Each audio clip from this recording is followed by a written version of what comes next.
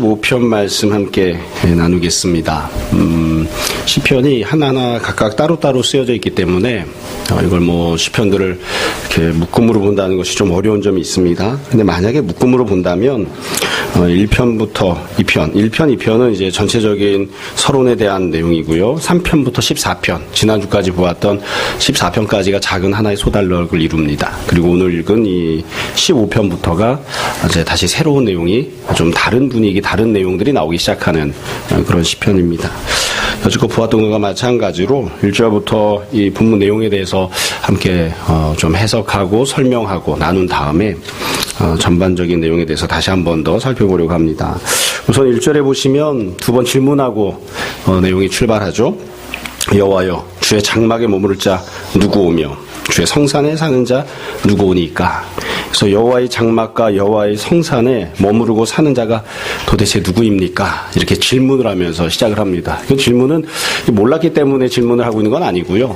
내가 정말로 그렇게 하고 싶습니다. 이런 간절한 마음을 표현한 거예요. 내가 주의 성산에, 주의 장막에 머무르고 또 살고 싶습니다. 그럼 내가 어떻게 해야 주의 장막에 머무를 수 있겠습니까? 내가 어떤 모습이 되어야, 어떤 자격을 갖추어야 주의 성산에 살 수 있겠습니까? 그렇게 이제 주님 앞에 고백하는 거죠. 스스로를 향해서 반문하는 그런 것이기도 해요. 그리고 나서 본문에 보시면 수많은 내용들이 쭉 나옵니다. 2절부터 5절까지. 조금 사람마다 다르긴 하지만 그냥 문자 그대로만 놓고 보면 11가지 조건이 들어있습니다.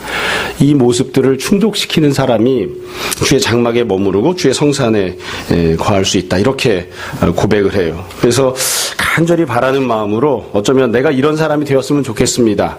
내가 이런 조건들을 잘 충족해서 주님의 성산의 장막에 머무르고 거할 수 있었으면 좋겠습니다. 이런 바람을 지금 고백하는 거죠.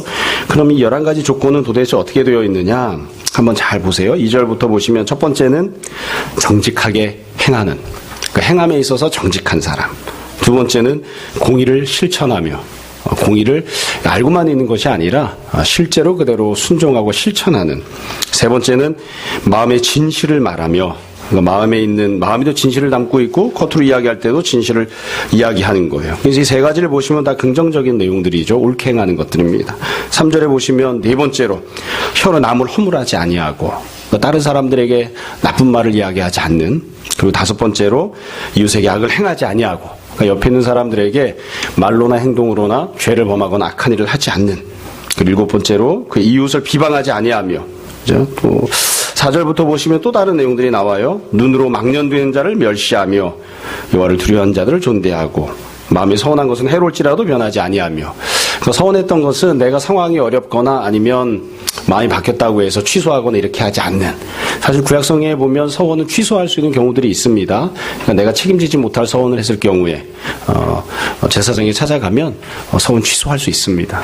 취소할 수 없는 것은 아니었습니다. 그런데 무조건 모든 서원을 다 취소시켜 준 것은 아니었거든요. 그래서 하나님 앞에 내가 이렇게 하겠습니다, 약속한 게 있으면 그 약속을 하나님 앞에서 신실하게 지키는 그런 내용이 나온 거죠. 5절에 보시면 이자를 받으려고 돈을 꾸어주지 아니하며. 이건 원래 이스라엘 백성들은 자기 동족들 간에는 이자 놀이를 할 수 없게 되어 있었습니다.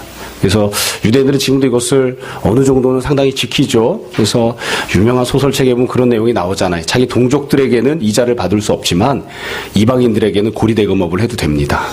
그 이방인들에게는 고리대금업을 하는 아주 이상한 그런 모습이에요.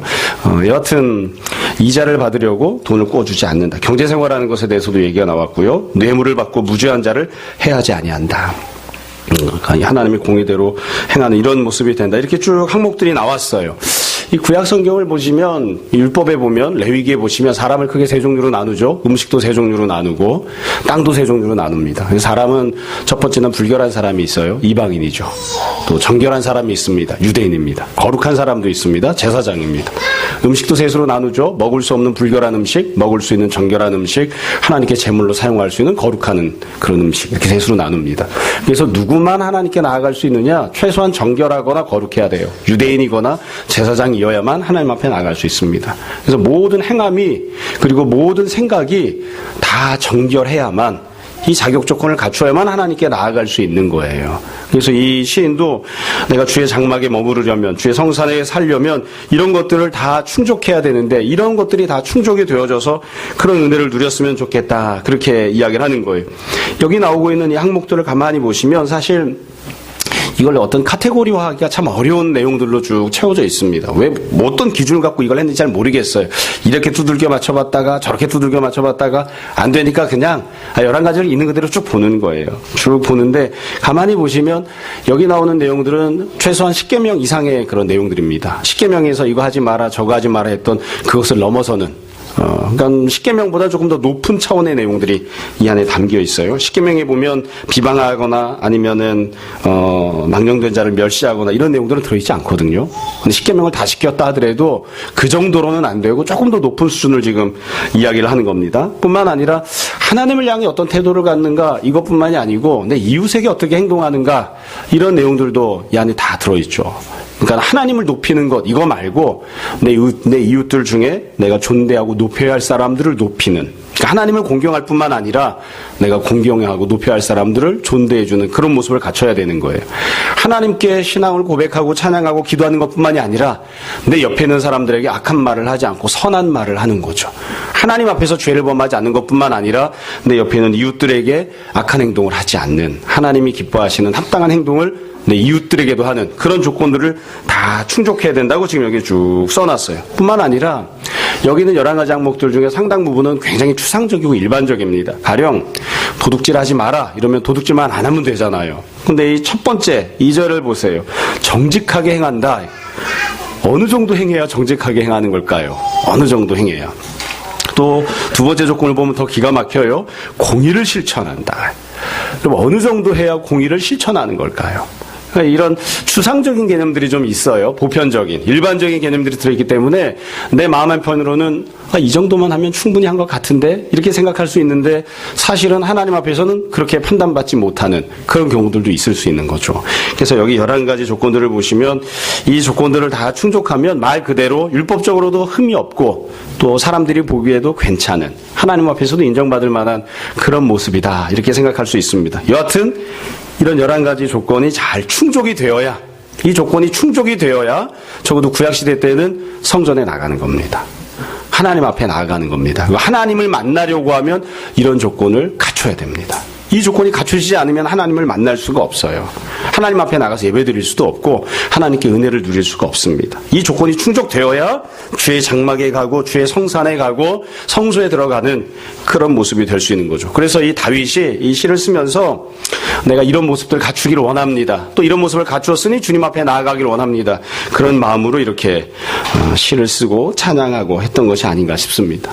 자, 그러면 뭐 내용 자체는 어렵지 않으니까요. 자, 그러면 이 시편과 관련해서 다른 측면에서 이제 생각을 해보자고요. 다윗이 이렇게 간절한 마음으로 내가 하나님 앞에 나아가고 하나님 만나기를 원합니다. 이런 모습들을 갖추기를 원합니다.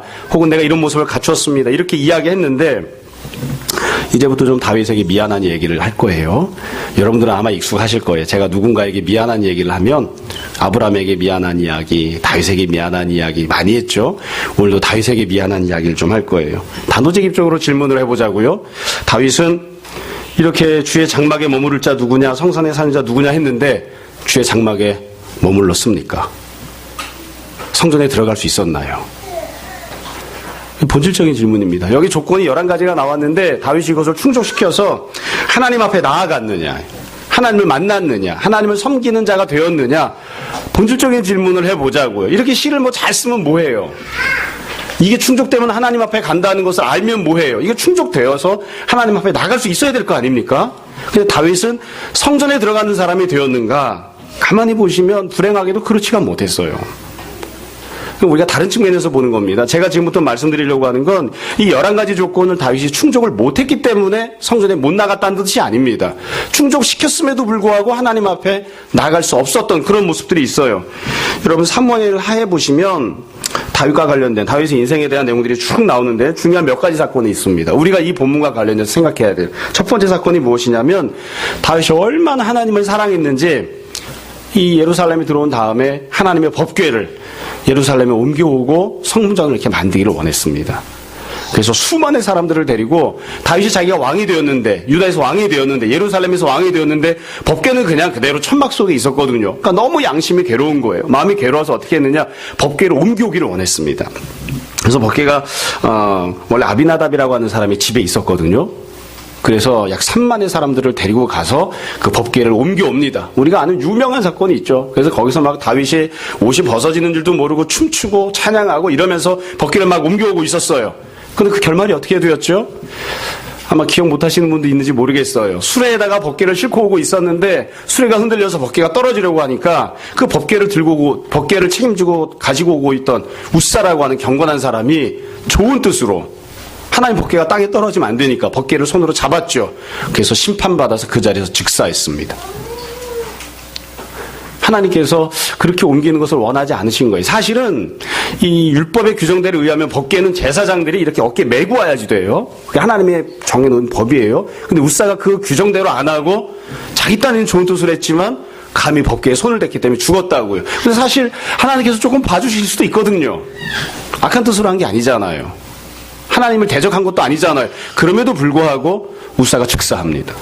그 다윗이 하나님 앞에 나아가지 못하게 가로막힌 거예요. 다윗이 악한 뜻을 품은 게 아닌데, 죄를 진 게 아닌데, 하나님을 대적한 게 아닌데 하나님의 법궤를 잘 섬기겠다고 했음에도 불구하고 하나님께서 다윗을 단칼에 쳐내셨어요. 다윗은 하나님 앞에 서지를 못했습니다.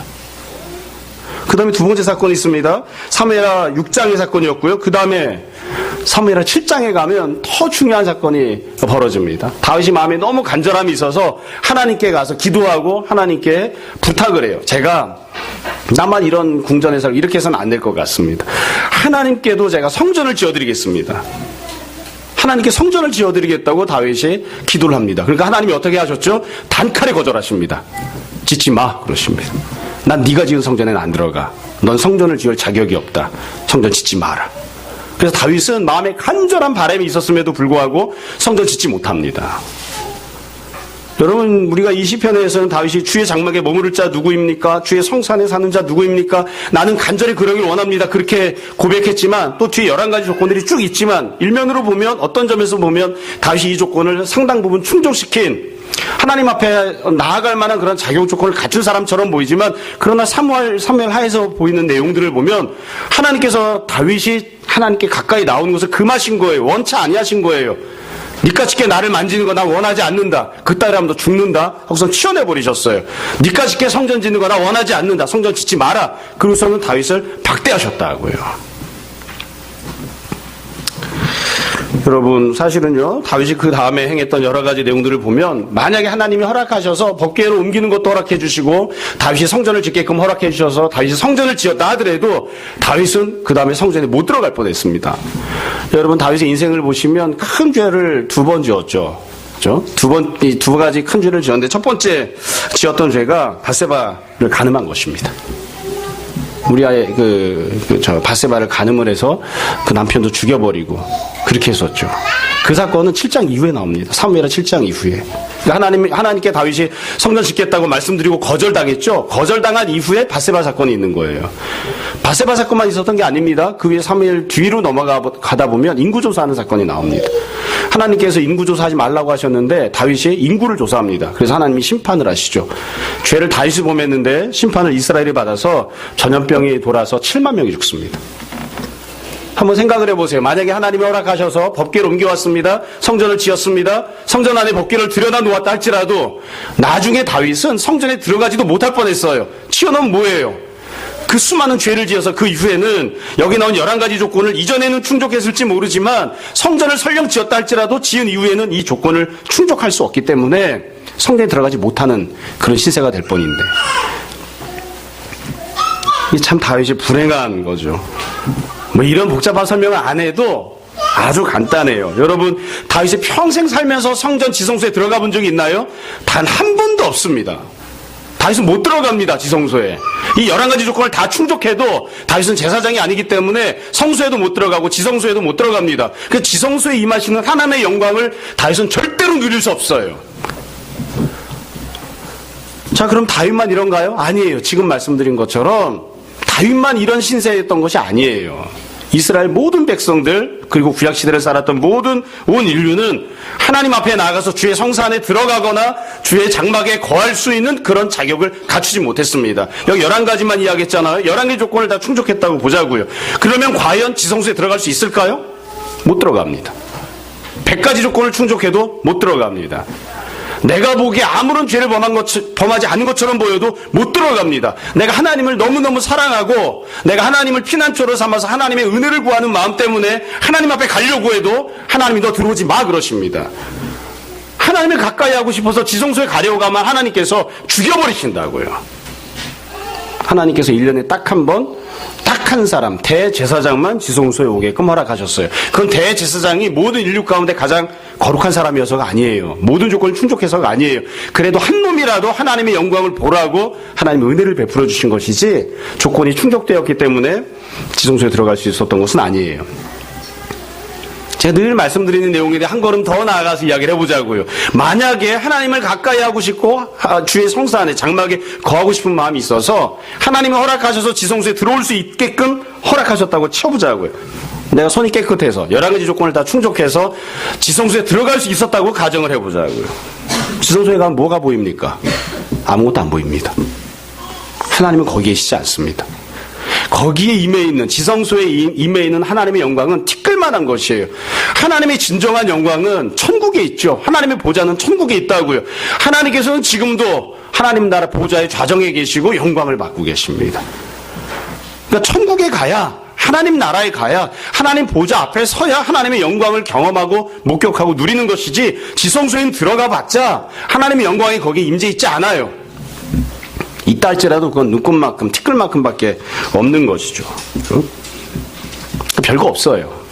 근데 그것도 우리는 아무도 누리지 못하는 그게 이제 구약의 모습이었어요. 근데 다윗이 지금 여러 가지로 쭉 이야기를 했지만 어찌 보면 이거는 참 신기루를 쫓는 듯한 자신이 결코 누릴 수 없는 누려봤자 지성소에 들어가서 계속 거할 수 있는 것도 아니라 얼른 다시 튀어나와야지 되는 안 그러면 내가 하나님을 사랑하는 마음을 갖고 찾아갔다 할지라도 죽임당해야만 하는 그런 지경이었습니다. 그래서 우리가 20편 읽을 때 그 생각을 해야 됩니다. 다시 간절히 원하죠. 도대체 누가 주의 장막에 머무를 수 있겠습니까? 내가 그렇게 할 수 없을까요? 도대체 누가 주의 성산에 살 수 있습니까? 내가 그렇게 할 수 없을까요? 누가 하나님을 만날 수 있습니까? 누가 하나님의 얼굴을 볼 수 있습니까? 누가 하나님과 함께 동행할 수 있습니까? 이 11가지 조건을 충족하면 되지 않을까요? 내가 이걸 다 충족하고 하나님을 만나는 사람, 하나님을 누리는 사람이 되기를 원합니다. 근데 그럴 수가 없었어요. 다윗이 실제로 그렇게 살지도 못했고 설령 그 모든 조건을 충족했다 할지라도 그 은혜를 받아낼 수가 없었습니다. 그게 20편이 갖고 있는 한계입니다. 이쯤 이야기하면 이제 그 다음에 제가 할 이야기를 아마 여러분들 다 아실 거예요. 반면 우리는 어떠한가? 20편을 몰라도 20편을 부르지 않아도 여기 나온 11가지 항목을 충족시키지 않아도 11가지 항목이 무슨 내용으로 되어 있는지 잘 몰라도 우리는 이보다 더 큰 은혜를 받아 누립니다. 우리는 과연 어떠한가? 여러분 우리는 어쩌면 여기 나온 11가지 조건을 다 충족 못할 수도 있어요. 여러분 과연 자신 있게 공의를 실천한다 이렇게 이야기할 수 있는 분 계십니까? 나는 사람들이 흔히 헬조선이라고 말하는 이 우리나라에서 살면서 불의한 것을 보면 난 참지를 못합니다. 공의를 실현하기 위해서 내가 이것저것을 하고 희생하고 헌신하면서 삽니다. 그렇게 자신 있게 이야기할 수 있는 분이 있습니까? 이 정도면 정말 내놓을 만하다. 나는 하나님을 향해서는 이웃을 향해서나 입술로 죄를 범하지 않습니다. 내 입에서 나오는 모든 말들이 하나님을 높이고 내 이웃들을 세우고 섬겨주는 말들만 합니다. 그렇게 자신 있게 말할 수 있는 분. 행하는 것에 있어서 나는 결코 죄를 범하지 않습니다. 그렇게 자신 있게 말할 수 있는 분. 그러니까 어찌 보면 우리는 여기 나오는 11가지 조건을 다 충족시키지 못하는 사람들일 수도 있어요. 대부분은 다 충족을 못하는 경우들이 현실입니다. 우리가 이 조건을 충족하지 못했기 때문에 우리는 성전에 못 나아가느냐? 구약의 기준만 놓고 보면 우리 성전에 못 나아갑니다. 근데 참 귀한 은혜는 무엇이냐면 우리는 성전에 나가서 하나님을 만나지 않습니다. 우리는 예수님을 믿고 나는 비록 불의한 사람이지만 예수님을 믿는 믿음을 갖고 있기 때문에 나는 비록 불의하지만 하나님의 의로움을 선물로 받았습니다.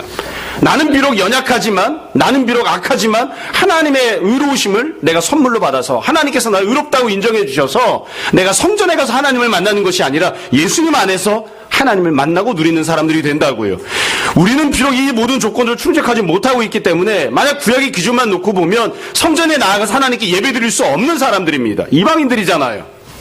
성전에 나가서 하나님께 예배드릴 수 없는 사람들임에 불구하고 우리는 어디에 나가서 하나님께 예배를 드립니까? 우리 이 자리에 다 모여서 하나님 앞에 예배를 드립니다. 우리가 예배드리는 장소는 성전이 아니고 지성소가 아니고 우리는 우리의 유일한 중보자 되시는, 우리의 유일한 대제사장 되시는 예수 그리스도의 속량의 은혜를 통해서 하나님 나라 하나님 보좌 앞에서 예배를 드린다고요. 우리가 비록 육적으로는 이 자리에 머물러 있지만 우리는 지금 다 하나님 보좌 앞에 서 있습니다. 그러니까 우리는 이 시편에서 이 시인이 고백하고 노래하고 있는 은혜를 사모하지 않아요. 이것을 우리가 누리기 위해서 모여 있는 것도 아니에요. 다시 말씀드립니다. 그들은 지성소에 못 들어갑니다. 우린 지성소에 안 들어갑니다. 그까지 지성소에 들어가서 뭐 하겠습니까? 우리는 하나님 보좌 앞에 나아갑니다. 그들은 하나님이 계신 것을 만나보기를 원합니다. 다윗은 하나님이 계신 것을 보기를 원합니다. 근데 우리는 그냥 보기를 원하는 그런 은혜를 사모하는 것이 아니에요. 우리는 하나님께서 우리를 만나주실 뿐만 아니라 하나님이 갖고 계신 모든 영광과 모든 은혜를 다 받아 누리는 그런 관계로 하나님과의 관계를 맺고 살아갑니다. 다윗은 꿈도 꾸지 않았어요. 내가 하나님과 화목함 누리기를 원합니다. 하나님의 영광을 나의 영광으로 소유하기를 원합니다. 이런 거 꿈도 꾸지 않았어요. 그러나 사도 바울이 우리에게 선포한다고요. 너희가 믿음으로 의롭게 되었기 때문에 하나님과 화목함을 누리는 자들이 되고 하나님의 영광이 너희들에게 임하게 될 것이고 너희가 고난을 당하지만 하나님께서 너희를 도우시는 하나님의 사랑도 너희에게 임할 것이다. 다윗은 꿈도 꾸지 못했어요. 자기가 하나님께 나아가는데 이것들이 충족되면 내가 나아갔으면 좋겠습니다. 그렇게 고백했지만 평생 한 번도 지성소에조차 들어가지 못했습니다. 그런데 우리는 어떤 은혜를 받습니까? 우리가 나아가는 것이 아니라 온전하신 성전이 되신 예수 그리스도께서 육신을 입고 이 땅에 내려오셔서 우리에게 참된 성전이 되어주시는 은혜를 우리는 받아 누립니다. 내가 하나님께 나아가는 게 아니라 하나님께서 나를 찾아오셔서 바로 내 옆에서 성전이 되어주시는 은혜를 누린 거예요. 그래서 그 주님과 연합함으로 주님께서 행하시는 모든 일들의 유익과 은혜를 우리가 받아 누리는 사람들이 되었습니다. 다윗은 꿈도 안 꿨습니다. 성령님이 계신지, 어떤 역사를 베푸시는지, 어떤 은혜를 베푸는지 다윗이 얼마나 알았는지 모르겠어요. 제가 분명하게 말씀드릴 수 있는 것은 다윗이 알고 누렸던 것보다 우리가 알고 누리고 있는 성령님의 은혜가 훨씬 더 큽니다.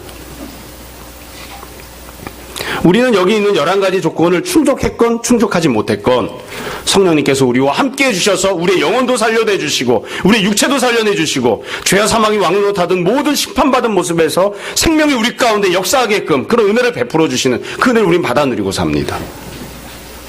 성령님께서 우리를 하나님 아버지 앞으로 나아가게끔 우리 손을 붙잡고 인도해 주시는 그 은혜를 누리고 살아갑니다. 다윗은 두려워서 벌벌 떨면서 지성소에 못 들어갔어요. 그러나 우리는 지성소에 들어가는 정도가 아니라 하나님 보좌 앞으로 성령님이 우리를 붙들고 가시니까 그런 인도함을 받는다고요.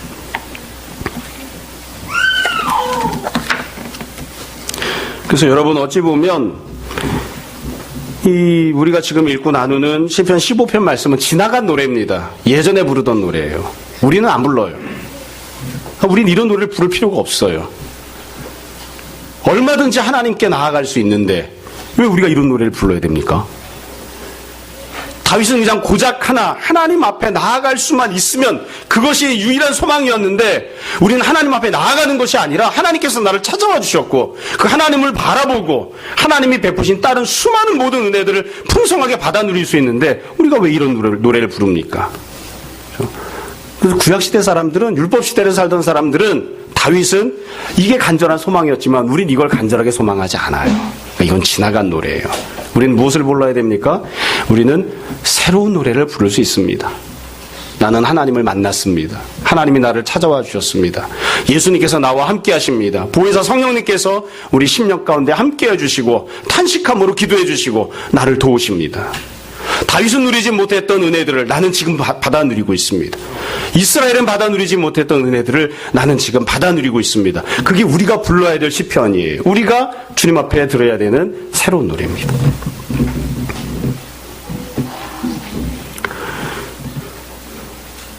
시편을 강의하고 설교하고 있는데 시편을 쓴 다윗에게 매우 미안합니다.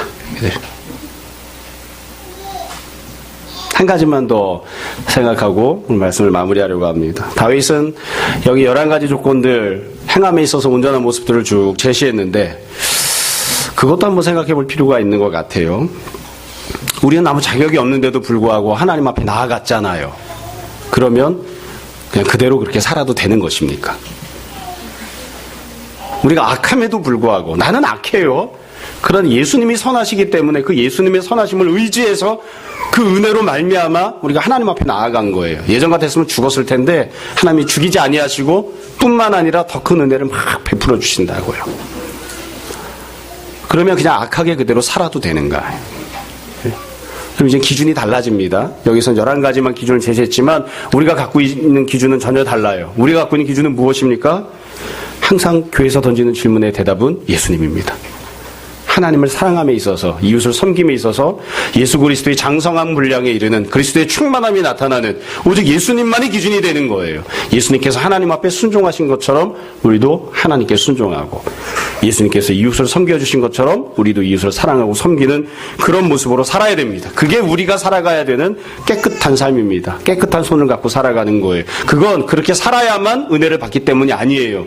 은혜를 받았기 때문에 그렇게 살아야 되는 것이죠. 간절히 원해도 그것을 받지 못하는 사람들이 있습니다.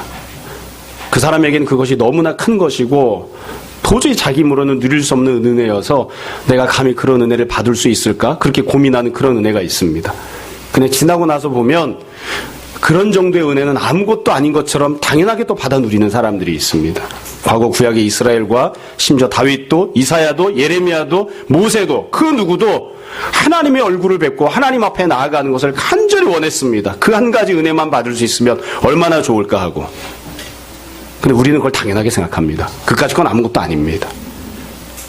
그들이 누리지 못했던 은혜를 우리는 다 당연히 받아 누립니다. 그럼에도 불구하고 우리는 기뻐하거나 감사하지도 않고 그것이 얼마나 큰 은혜인지 생각하지 않고 또 그들이 원했던 간절한 마음만큼 하나님 앞에 나아가는 것을 원하지도 않는, 그게 우리의 모습일 때들이 참 많습니다. 지난 주간에 우리 우진이가 초등학교를 졸업해서 이제 이력서에 초등학교 졸업생 이렇게 쓸 수 있게 되었다고 그러더라고요. 생각해 봤습니다. 저도 아이가 초등학교를 졸업하면 얼마나 좋을까 뭐 그렇게 많이 생각은 안 했는데 졸업하니까 참 좋더라고요. 어느덧 시간이 조금 지나서 보니까 그때는 초등학교만 졸업하면 참 기쁘고 감사했는데 지금은 어느덧 다 대학을 가버려서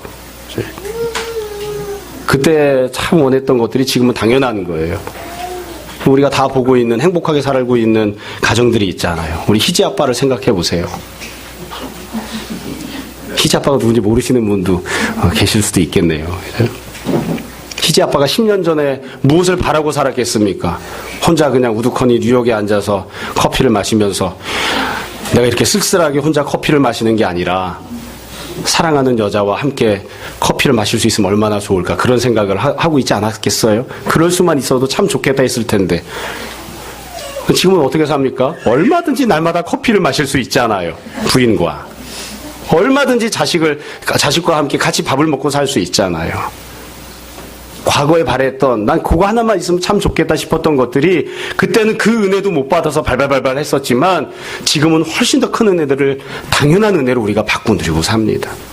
여러분, 그래서 어찌 보면 우리가 회복해야 되는 것들, 또 우리가 간절히 바라야 되는 것은 다윗이 가졌던 간절한 마음이 아닐까 싶습니다.